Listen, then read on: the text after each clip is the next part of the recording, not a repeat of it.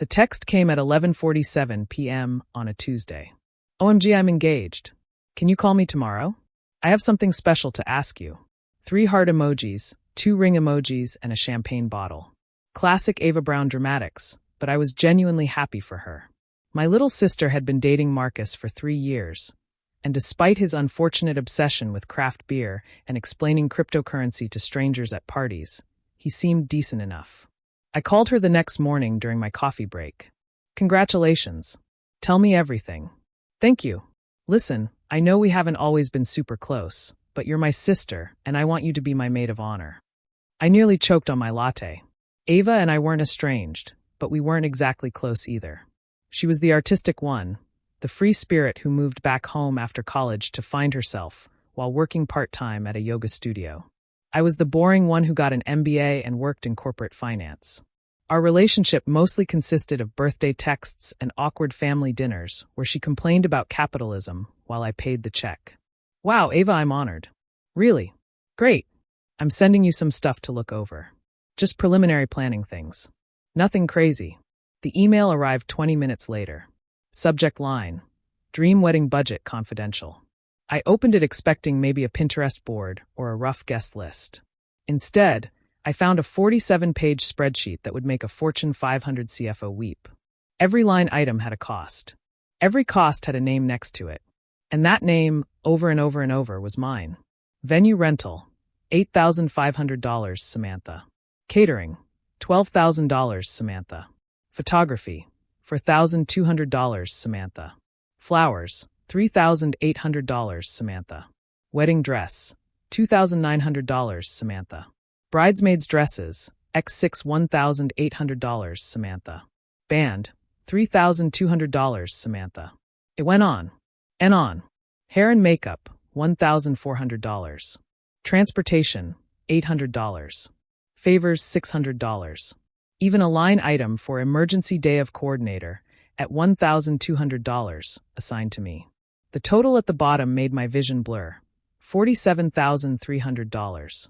I stared at my computer screen in my sterile corporate office, surrounded by the quiet hum of productivity and reasonable financial decisions, trying to process what I was looking at. This wasn't a budget. This was an invoice, with my name on it.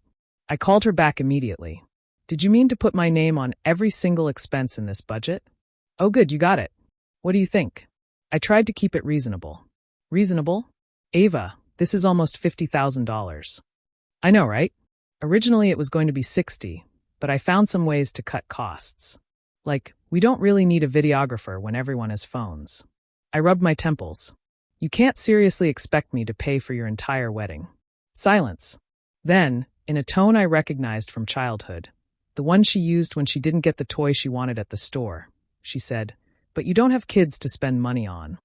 That sentence hit me like a physical slap. Not because it was untrue. I was 32, single, and had consciously chosen to focus on my career, but because of how casually she'd weaponized my life choices against me, as if being childless meant I was just hoarding money like some kind of financial dragon. That doesn't mean I'm obligated to fund your wedding, Ava. I'm not asking you to fund it. I'm asking you to invest in family. In my happiness. This is a once-in-a-lifetime thing. So is my financial security. Another pause. You make good money. You have that nice apartment, that new car. You go on vacations whenever you want. You have disposable income. The word disposable echoed in my mind, as if my money, my choices, my entire financial life was just sitting around waiting to be disposed of for her benefit. I need to think about this, I said. Don't think too long. I need to put deposits down soon or we'll lose the vendors. That night, I sat in my nice apartment, a one-bedroom I'd saved 2 years to afford, and really looked at Ava's budget. Not just the numbers, but the assumptions behind them. She'd allocated my money not just for the big items, but for everything. The cocktail napkins with her new monogram, the upgraded linens, the premium bar package, the late-night snack station. She'd planned her dream wedding entirely around my bank account. I started doing some math of my own. My salary was decent, but after taxes, for a 1K contributions, rent, student loans, and basic living expenses, I wasn't exactly rolling in expendable cash.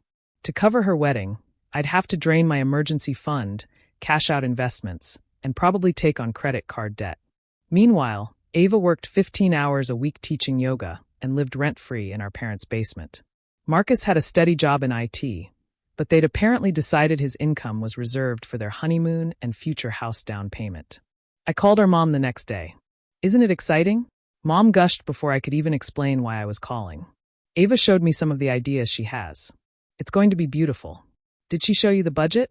"Oh, I don't get involved in those details. You know how I am with numbers." Mom had been using that excuse my entire life. She didn't get involved with details like who was paying for family dinners, who was covering emergency car repairs, or who was quietly handling the insurance paperwork when Dad had his heart attack 2 years ago. The financial stuff just magically handled itself, and by itself, she meant Samantha. "She wants me to pay for the entire wedding, Mom." "Well, you're the maid of honor. Isn't that what maids of honor do?" I couldn't tell if she was genuinely clueless or willfully ignorant. Maids of honor plan bachelorette parties and hold bouquets. They don't take out second mortgages. "You're being dramatic. I'm sure she doesn't expect you to pay for everything." But she did. When I met Ava for lunch that weekend to discuss it, she'd brought printouts of the budget with payment schedules highlighted in yellow. She'd even researched which vendors required deposits when. "I mapped it out," she said, spreading papers across the table like a general planning a campaign. "If you put the venue deposit down next week, we can secure the date. Then the catering deposit in March, flowers in April." "Ava, I can't do this." Her face crumpled like I'd just told her I was canceling Christmas. "What do you mean you can't? You haven't even tried." "I mean I can't afford to pay for your wedding. I don't have $50,000 just sitting around." "But you could get it. You have good credit. You could get a loan or use credit cards or what? Destroy my financial future so you can have ice sculptures and a 12-piece band." She stared at me like I'd grown a second head. "It's one day, Samantha. One day that I'll remember for the rest of my life." "How can you put a price on that?" "Everything has a price, Ava. That's literally what the price is." I watched her cycle through emotions like a slot machine. Confusion, hurt, anger, then back to manipulation. "Fine," she said finally. "I guess I'll just have to tell Marcus we need to postpone. Maybe have it at the community center instead. With grocery store flowers and no music." She dabbed her eyes with a napkin. "I just thought my own sister would want me to be happy." That's when something clicked. Not sympathy, clarity. This wasn't about me supporting her dreams. This was about her refusing to live within her means and expecting me to subsidize the difference. And she was so confident I'd cave that she'd already started making emotional down payments on my guilt. "You know what?" I said, pulling out my phone. "You're right. Let me show you exactly what I spend my money on." I opened my banking app and turned the screen toward her. "This is my savings account. The one I've been building for 5 years in case I lose my job, or get sick, or want to buy a house someday. See that number?" She nodded, looking confused. "Now watch what happens when I subtract your wedding budget." I opened the calculator app and did the math in front of her. Her face went white as the number turned negative.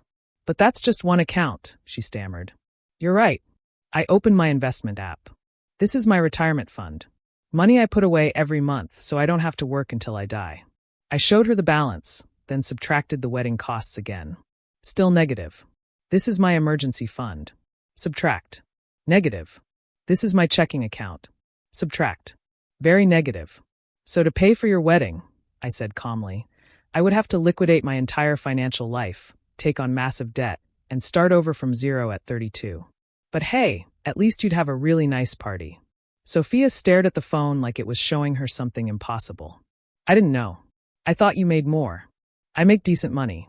But I also live like an adult who pays her own bills." That evening, she called me crying. "I talked to Marcus. We can cut some things. Maybe we don't need the premium bar package. And we could do artificial flowers instead of real ones." I looked at her revised budget. She'd managed to trim it down to $39,000. Still with my name on every line item. "Sophia, this isn't about finding the right number.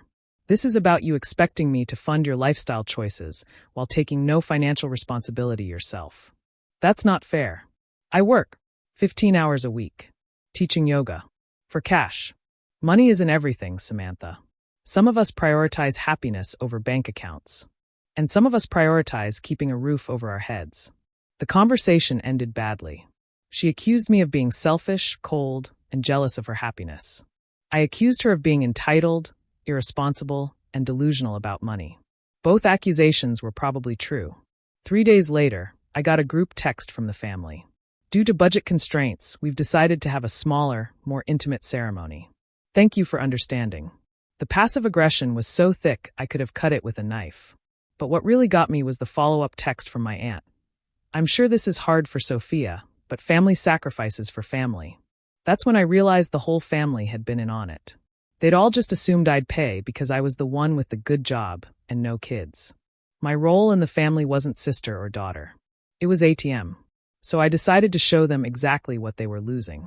I started small. The next family dinner, when the check came, I sat there. Just sat there while everyone looked around uncomfortably, waiting for me to reach for my wallet like always. Is no one going to get this? Mom finally asked. Oh, I said innocently. I thought since we're all budgeting more carefully now, everyone would cover their own.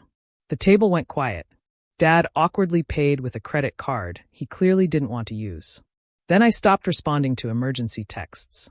When Sophia's car broke down and she needed money for repairs, I sent her the number for a credit union instead of a Venmo transfer. When Mom mentioned they were behind on the water bill, I suggested she call the utility company to discuss payment plans.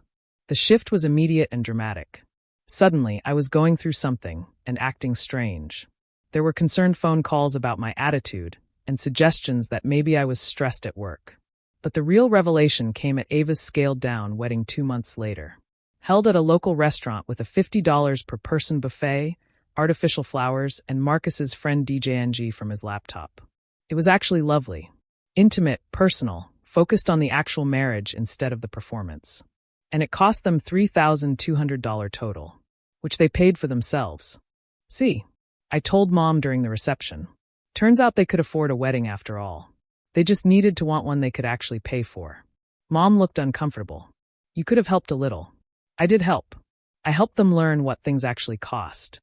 Ava hasn't spoken to me since, except for a brief text on my birthday and a Christmas card with no personal note. The family treats me like I'm in recovery from some kind of personality disorder.